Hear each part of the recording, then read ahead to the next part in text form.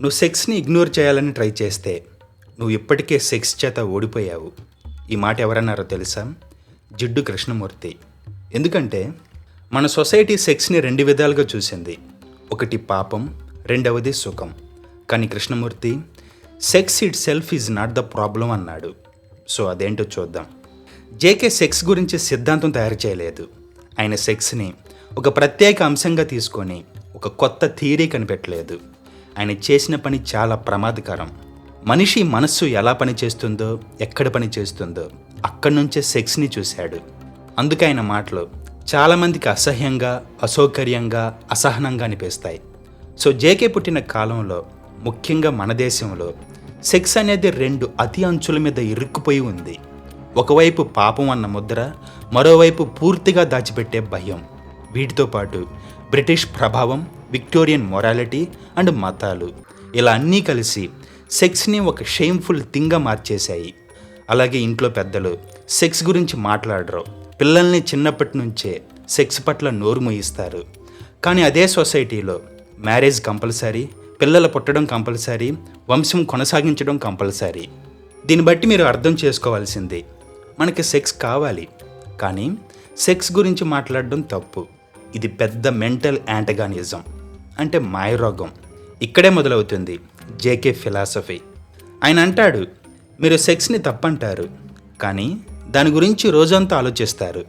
ఇదే మీ హిపోక్రసీ అన్నాడు. అండ్ ఆయన కాలానికి ముందు సెక్స్ ఫిలాసఫీ టూ మెయిన్ స్ట్రీమ్స్గా కనిపిస్తుంది. ఒకటి మతపరమైనది. హిందూ, ముస్లిం, క్రైస్తవంలో సెక్స్ని కంట్రోల్ చేయాల్సిన శక్తిగా చూశారు. బ్రహ్మచర్యం, నియమాలు, నియంత్రణ, త్యాగం ఇవన్నీ గొప్పవిగా చెప్పబడ్డాయి.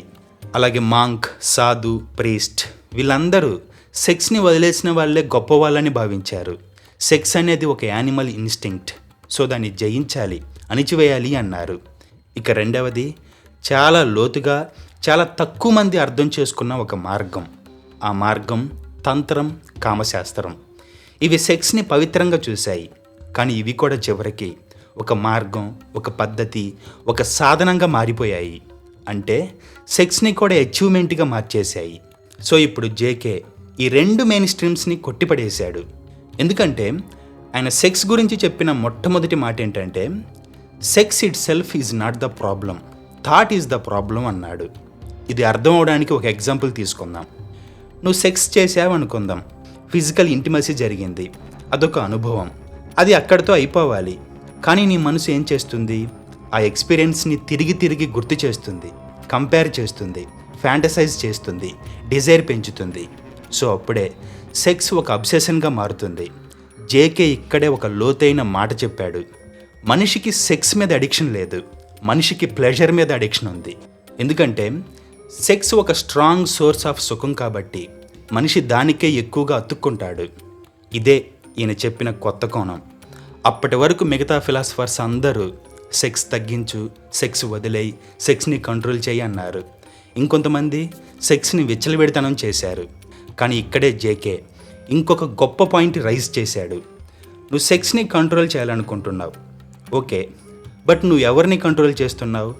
కంట్రోల్ చేస్తున్న నేను కూడా అదే కోరికలో భాగమే అన్నాడు. అంటే who are you controlling? The I that controls is part of that desire అన్నాడు. ఇప్పుడు దీన్ని పార్ట్లుగా విడదీసి వివరించాలి, లేకుంటే అర్థం కాదు. ఒక సాధారణ మనిషి కోరికని కంట్రోల్ చేసే క్రమంలో ఎలా ఆలోచిస్తాడు? నీ లోపల ఒక డిజైర్ ఉందనుకుందాం, ఆ డిజైర్ సెక్స్. సో అప్పుడు నువ్వేమంటావు? ఈ కోరిక తప్పు, దీన్ని కంట్రోల్ చేయాలి, నేను స్ట్రాంగ్గా ఉండాలి అనుకుంటావు. దాంతో నీ మనసులో రెండు భాగాలు తయారవుతున్నాయి. ఒకటి కోరిక, ఇంకొకటి ఆ కోరికని కంట్రోల్ చేసేవాడు, అంటే కంట్రోలర్. సో ఇప్పుడు మనం ఏమనుకుంటాం? నేను వేరే, ఆ కోరిక వేరే. సో అర్జెంటుగా డిజైర్ని కంట్రోల్లో పెట్టాలి. ఇక్కడే జేకే నిన్ను ఒక ప్రశ్న అడుగుతాడు, మరి ఆ నేను ఎవరు? ఇప్పుడు ఇంకాస్త నిజాయితీగా మాట్లాడుకుందాం. ఇక్కడ నేను అంటే ఎవరు? నీ తండ్రి కాదు, నీ గురువు కాదు, నీ దేవుడు కూడా కాదు. నేను అంటే అది కూడా నీ మనసులో పుట్టిన ఒక ఆలోచనే. అంటే నువ్వు చిన్నప్పటి నుంచి విన్న మాటలు, భయాలు, మోరల్ ఐడియాస్, సొసైటీ ప్రెషర్ ఇవన్నీ కలిసి ఒక ఇమేజ్ని క్రియేట్ చేశాయి. ఆ ఇమేజ్ ఎప్పుడు ఏం చెబుతుందంటే, నేను మంచి మనిషిని, నేను కంట్రోల్లో ఉండాలి, ఇలా ఉండకూడదు, అలా ఉండకూడదు అంటుంది. సో ఇప్పుడు ఆ ఇమేజ్ నుంచే నేను నా డిజైర్ని కంట్రోల్ చేస్తాను అనే ఒక ఫీలింగ్ పుట్టింది. సో ఇప్పుడు అసలు పాయింట్, డిజైర్ థాట్ నుంచి పుడుతుంది.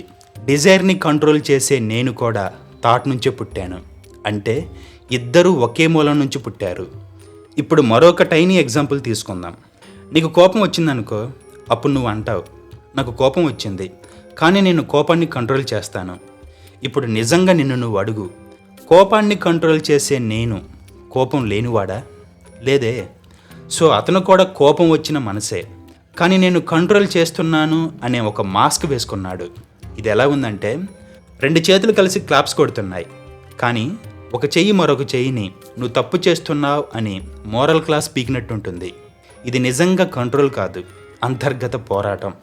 సో గుర్తుపెట్టుకో, నువ్వు కోరికతో ఫైట్ చేస్తున్నంత కాలం నువ్వు కోరిక నుంచి విడిపోయిన వాడివి కాదు. మరైతే ఇప్పుడేం చేయాలి? జేకే ఏం చేయొద్దు, కేవలం చూడమన్నాడు. అంటే నీకు డిజైర్ పుట్టినప్పుడు దాన్ని పాపం అనొద్దు, గొప్పదనొద్దు, అనచొద్దు, పెంచొద్దు.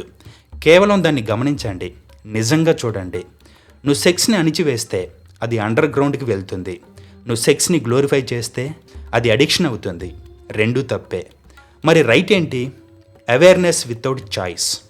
నువ్వు సెక్స్ చేసావు, దాన్ని మంచి చెడు అని లేబుల్ పెట్టుకో, గిల్ట్తో చావుకో, ఫ్యాంటసీగా మార్చుకో, అండ్ ఫ్యూచర్లో మళ్ళీ మళ్ళీ కావాలనే ఆశ పెట్టుకోకు. అది జరిగిపోయిన నిజం, అంతే, జస్ట్ అంతే, ఇంకేం కాదు. అలాగే జేకే సెక్స్ గురించి మాట్లాడినప్పుడు ఆయన ఫోకస్ శరీరంపై ఉండదు. ఆయన ఫోకస్ మొత్తం మనసు ఎలా సెక్స్ని యూజ్ చేసుకుంటుందో అన్న దానిపై ఉంటుంది. దాంతో అతను అడిగిన మొదటి ప్రశ్న ఏంటంటే, సెక్స్ ఎందుకు మనిషి జీవితంలో అంత స్ట్రాంగ్ ఎక్స్పీరియన్స్ అయింది? దీనికి చాలామంది చెప్పే సమాధానం ఏంటంటే, సెక్స్ న్యాచురల్ కాబట్టి. కానీ జేకే ఆ మాటల్ని నమ్మలేదు. ఎందుకంటే సెక్స్ న్యాచురల్ మాత్రమే అయితే అది అబ్సెషన్ అయ్యేది కాదు. అందుకే అతను గమనించిన విషయాలు ఏంటంటే, మనిషి జీవితంలో చాలా విషయాలు డెడ్ అయిపోయాయి. పని మెకానికల్ అయింది, మనిషి రోబోట్ అయ్యాడు, రిలేషన్ రొటీన్ అయింది, మతం బిలీఫ్ అయింది, సంస్కృతి ఇమిటేషన్ అయింది. సో ఇంత డెడ్ లైఫ్లో కేవలం సెక్స్ మాత్రమే ఇంటెన్స్గా మిగిలింది. అందుకే సెక్స్కి అంత పవర్ వచ్చింది. ఇది సెక్స్ గొప్పదని చెప్పదు, మిగతా లైఫ్ ఖాళీగా ఉండడమే కారణం అని చెబుతుంది. ఇది చాలా బెటర్ ట్రూత్. అండ్ జేకే సెక్స్ని ప్లెజర్ పెయిన్ సైకిల్లో పెట్టాడు. ఫర్ ఎగ్జాంపుల్, మనిషి సెక్స్ అనుభవం తర్వాత ఏం చేస్తాడు? సింపుల్, ఆ అనుభవాన్ని గుర్తుపెట్టుకుంటాడు, దాన్ని మళ్ళీ మళ్ళీ కావాలని కోరుకుంటాడు. అది మళ్ళీ దొరకకపోతే ఫ్రస్ట్రేషన్ పుడుతుంది, ఫ్రస్ట్రేషన్ నుంచి గిల్ట్ అండ్ యాంగర్ పుడుతుంది. అంటే సెక్స్ ఎక్స్పీరియన్స్ ఒక్క క్షణం మాత్రమే, కానీ దానివల్ల వచ్చే సైకలాజికల్ మెస్ సంవత్సరాల పాటు ఉంటుంది. So experience it self is not the problem, the memory of experience is the problem. So ఫైనల్గా జేకే ఏం చెప్పారు? జేకే ఎప్పుడూ ఎక్కడ ఇది చేయి అది చేయి అని చెప్పడు. నీ చేతిలో ఒక అద్దం పెడతాడు, ఆ అద్దంలో చూసి మొహం కడుక్కోవాలా, లేదా ఆల్రెడీ ఉన్న మాస్క్కి మళ్ళీ మేకప్ వేసుకోవాలా, అద్దం పగలగొట్టాలా, లేదా అద్దంలో చూసి మర్చిపోవాలా అనేది నీ ఇష్టం. ఎందుకంటే జేకే ఎప్పుడు ఫాలోవర్స్ని తయారు చేయడు, కంఫర్ట్ ఇవ్వడు. అతను నీ సెల్ఫ్ ఇమేజ్ని డిస్టర్బ్ చేస్తాడు.